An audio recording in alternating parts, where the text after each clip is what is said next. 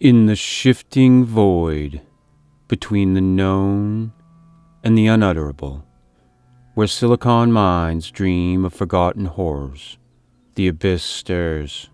Welcome to AI Lovecraft, where machine intelligence weaves eldritch tales beyond mortal comprehension. Listen if you dare. Some things are not meant to be known. If you enjoy the following story, please like, subscribe, and leave a comment to let me know what you think. Now let's get into today's story. The Thing in the Moonlight. In the desolate observatory atop Mount Greylock, where the stars burned cold and indifferent, Dr. Elias Warrick toiled in solitude. His telescope, a cyclopean relic of brass and glass, was trained upon the moon, that pallid orb whose blemished face had haunted his dreams since the anomaly first appeared. It was no mere crater or shadow, but a blemish, a shifting, amorphous stain beneath the lunar surface, pulsing with a rhythm that defied earthly geometry. Warrick, a man of science, had sought to catalog it, to pin it beneath the sterile lens of reason. But reason, he would soon learn, was a frail bulwark against the truths that lurk beyond the veil. The anomaly had first manifested in his observations 3 months prior, a dark irregularity in the sea of tranquility, visible only through his telescope's ancient optics, as though modern instruments were blind to its presence. It writhed, a liquid shadow, coiling and uncoiling in patterns that suggested neither rock nor dust, but something alive, something aware. He had named it Umbra Lunaris in his notes, a sterile label for a phenomenon that gnawed at his sanity. Night after night he watched it, his eyes burning with fatigue, his mind teetering on the edge of revelations too vast for comprehension. The visions began in the 4th week.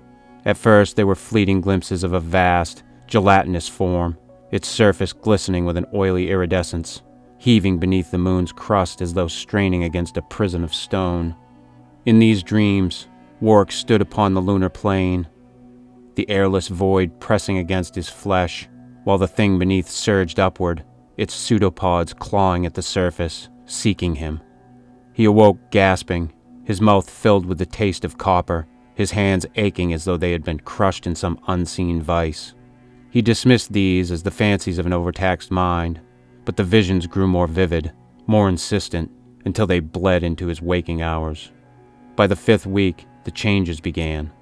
His appetite, once fastidious, turned ravenous, a gnawing hunger that no cooked meal could sate. He found himself lingering in the village butcher's shop, his eyes fixed on the raw, glistening slabs of meat, their crimson juices pooling on the counter. One night, unable to resist, he tore into a cut of lamb, its blood streaking his chin, his teeth sinking into the flesh with a primal ecstasy that horrified him. His hands, too, betrayed him. His fingers throbbed with a deep, bone-wrenching pain, as though they sought to reshape themselves. His nails grew brittle, splitting to reveal something hard and claw-like beneath. His teeth, once firm, loosened in their sockets, and when he spat them into his palm, he saw that they were not human, but sharp, serrated, like those of some deep-sea predator. Warrick's journals, once meticulous records of celestial observations, became a chaotic scrawl of dread. "It sees me," he wrote, his handwriting trembling. "The thing in the moonlight knows my name. It whispers in a tongue no man could speak, a cacophony of angles and voids. It is older than the moon, older than the stars, and it hungers." He began to suspect that the anomaly was no mere phenomenon, but a gateway, a thinning of the cosmic veil through which something vast and unnameable was seeping. The werewolves of folklore, those crude tales of men turned beast, were but dim echoes of this truth, a primal memory of a force that had once brushed against humanity and left its mark in blood and madness. He ceased sleeping, for sleep only brought the visions. In them, he saw the thing fully, or as fully as a mortal mind could endure. It was no single form, but a legion of forms, a protean blasphemy that shifted between shapes, now a writhing mass of tentacles, now a colossus of segmented limbs, now a pulsing sack of eyes that stared without blinking. It spoke to him, not in words but in sensations, hunger, pain, and a terrible yearning to be whole. It was not of earth, nor of any world bound by the laws of matter and time. It was a fragment of something greater, something that waited in the gulfs beyond reality, and it had chosen him as its vessel. By the 7th week, Warwick's body was no longer his own. His skin, once pale, grew translucent, revealing a network of veins that pulsed with a light not born of this world.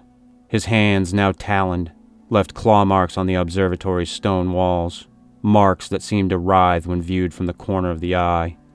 His reflection in the telescope's lens showed not a man, but a silhouette of something else, a shape that flickered between human and inhuman, as though his flesh were a mask slipping from some deeper truth. He could no longer bear the touch of sunlight, retreating to the observatory's shadowed depths, where the moonlight streamed through the dome and bathed him in its sickly glow. The final night came unbidden. Warwick stood before the telescope, his trembling hands gripping its frame, his eyes locked on the anomaly. It was no longer a stain but a wound, a gaping maw in the moon's surface, from which tendrils of darkness spilled like ink into water.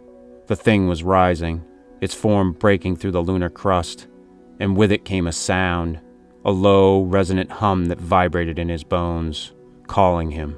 He tore at his flesh, clawing at the human shell that constrained him, and felt something within him answer. His body convulsed, his limbs lengthening, his spine arching into an impossible curve, his mouth stretched wide, too wide, filled with teeth that gleamed like shards of moonlight. In that moment he understood. The thing in the moonlight was not a creature, but a state, a fragment of the eternal chaos that writhes at the heart of existence.